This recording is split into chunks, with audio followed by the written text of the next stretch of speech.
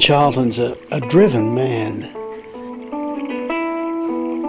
He's working on what could be a public health revolution in Australia.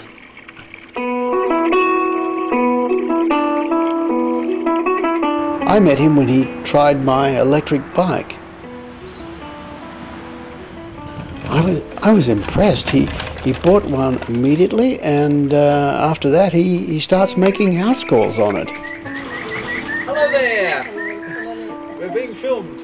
Hello there, we got you out of bed, did we? Yeah. Yes. Oh, well, they're actually starting to go down. Down, yeah, they are going down, yeah. Yes. Do you think the bike might suit you? Well, I had a bike, but Yeah. Do you think? back home in England, like, you know. How do down. you feel about getting having to go on my bike a little bit later on? No, I'll get a bike. You get a bike? Yeah. But that sort of exercise, Yeah. bike riding is wonderful exercise. Oh, yeah. Because it's non-weight bearing, so it doesn't strain the joints. You know he's got an electric bike though. I know, yeah, that's Yes. oh, you're lazy son, so I know that.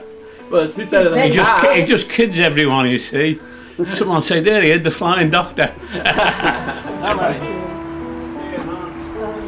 I noticed, Ian, that you really pushed Tommy hard about getting on a bike again there. Oh, well, it's an excellent form of exercise, and it's shown up in this graph here.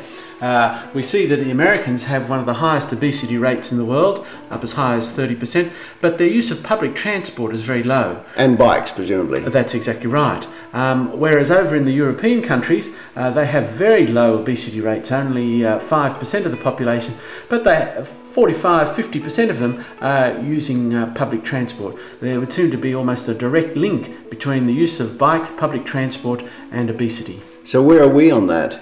Well, we're even worse than the Americans. It's now thought that Australia has 50% of its population is obese. So, well, where does that? What about bike voyages? What can we say about that in relation to that? Well, in Australia, where our obesity rates are so high, only 0.8% of trips are taken on a bike, whereas Denmark, on the other hand, Denmark?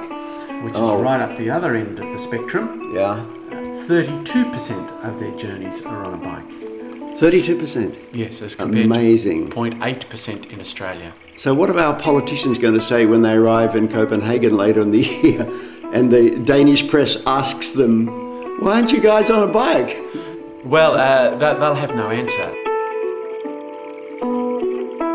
Yes, I think it will be embarrassing with the overwhelming bike presence there, a constant reminder, plus the fact that what they're taking to the table is so pitiful. So in December, when our politicians go to Copenhagen, what sort of savings are they putting on the table there? Well, they're looking to reduce the emissions by 5%.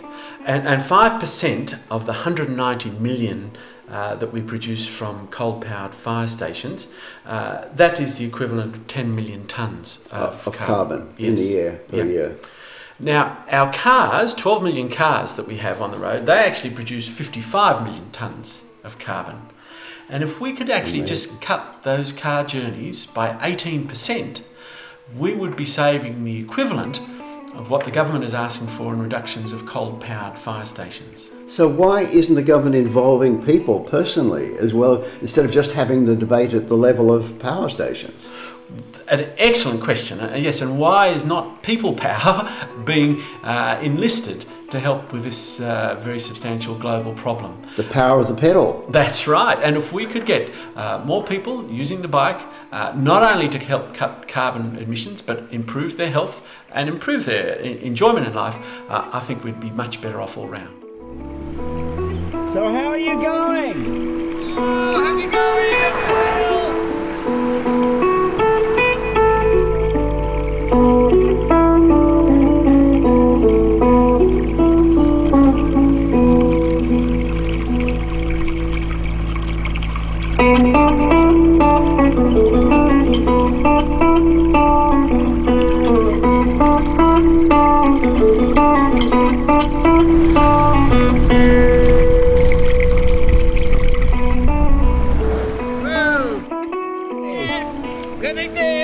This is the steepest part.